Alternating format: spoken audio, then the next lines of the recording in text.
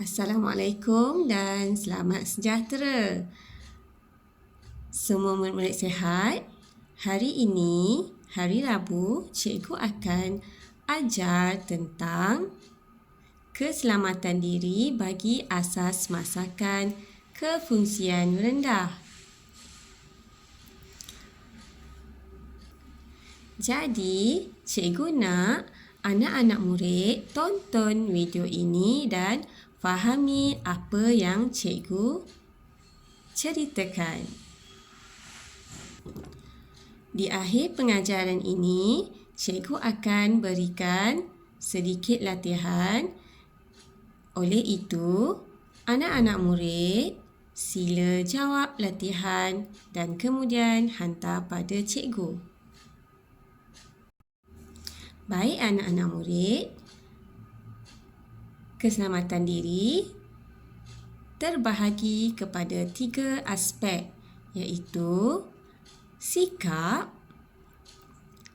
pemakaian dan keadaan fizikal.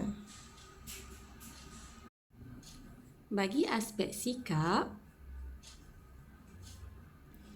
iaitu sebelum, semasa dan selepas.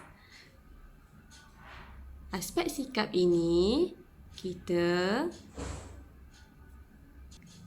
rujuk sebelum kita masuk ke bengkel masakan atau semasa berada di bengkel masakan dan selepas kita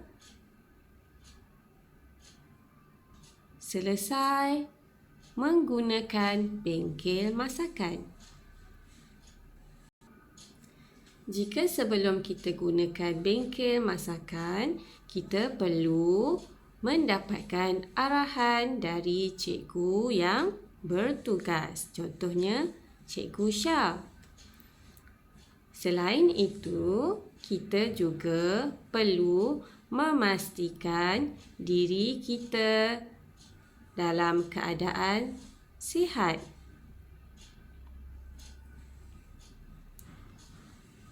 Bagi aspek semasa, kita perlu mendengar arahan cikgu semasa kita berada di dalam bengkel masakan. Kita tidak dibenarkan untuk melakukan perkara-perkara yang dilarang. Contohnya, berlari di dalam bengkel masakan, bergurau dengan rakan, menggunakan alatan tajam tanpa kebenaran cikgu.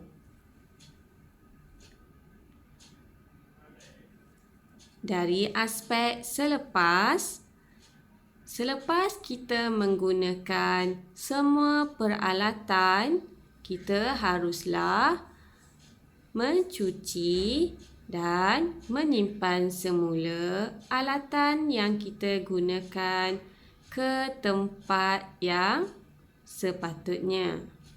Selepas selesai mengemas semua alatan, barulah kita boleh masuk ke kelas masing-masing. Boleh faham setakat ini anak-anak?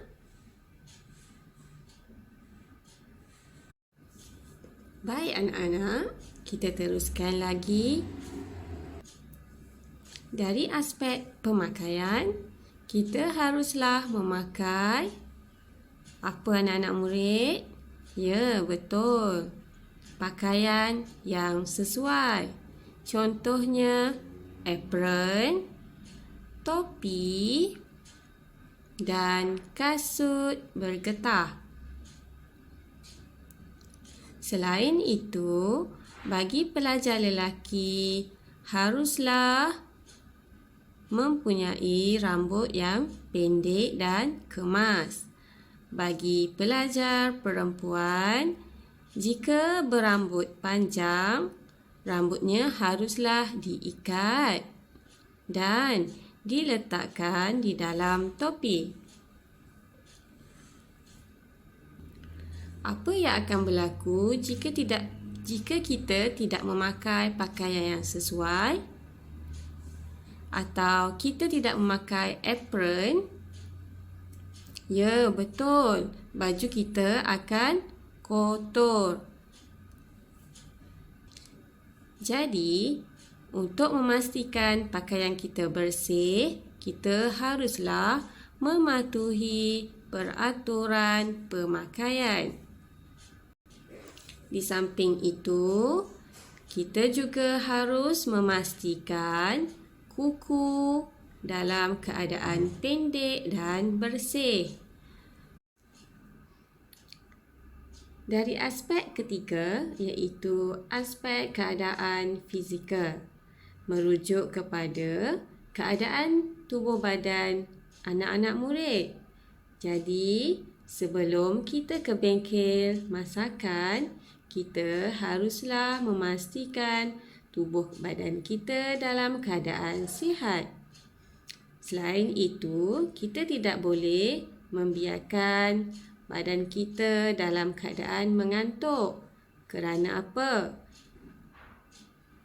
Ya, kerana jika keadaan fizikal kita tidak sihat dan tidak bersedia, boleh menyebabkan kecederaan. Itu sahaja untuk hari ini anak-anak murid. Jadi bagi latihan asas masakan, cikgu nak anak murid tuliskan 2 contoh pakaian yang sesuai kita gunakan semasa di dalam bengkel. Apakah kedua-dua itu? Okey, sila tuliskan di dalam buku. Yang kedua, cikgu nak murid-murid nyatakan adakah kita perlu mendapatkan kebenaran dari guru sebelum masuk ke bengkel masakan. Jawab ya atau tidak sahaja. Itu sahaja untuk pelajaran hari ini. Terima kasih kerana bersama dengan cikgu.